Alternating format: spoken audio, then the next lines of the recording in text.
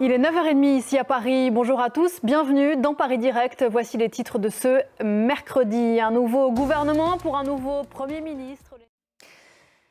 Des négociations et un premier déplacement très rapidement. Gabriel Attal veut se montrer au travail quelques heures à peine après sa nomination à Matignon. Il est le plus jeune chef de gouvernement jamais nommé sous la Ve République. À l'Élysée, on assure que sa future équipe sera placée sous le signe de la régénération à 5 mois des élections européennes, comprenne qui voudra. Les défis qui l'attendent en images avec nos confrères de France 2. Les JO d'été, on va en reparler dans un instant. Mais avant cela, donc, avec vous, Flore Simon, le sujet qui nous occupe aujourd'hui. Bonjour Flore. Bonjour Pauline. La nomination, l'a-t-on assez dit, du plus jeune Premier ministre de la Ve République, le 26e.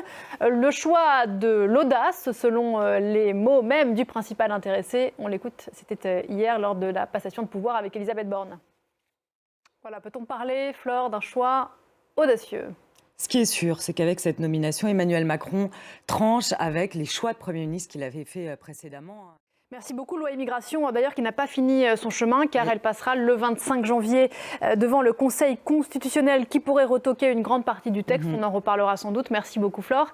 C'était le fait politique. Et vous l'évoquiez à l'instant, c'est bien sûr l'un des événements, pas que politiques, mais aussi sportifs de l'année ici en France, les Jeux Olympiques. On est à moins de 200 jours maintenant du coup d'envoi. Et on connaît depuis ce matin les détails du parcours de la flamme olympique, qui arrivera le 8 mai à Marseille, portée par des champions de cyclisme au Mont-Saint-Michel, d'équitation à Omaha Beach et d'escalade assisteront dans les Alpes de Haute-Provence. 3000 porteurs prendront part au relais en équipe avant cette cérémonie d'ouverture le 26 juillet. Le détail avec nos confrères de France 2.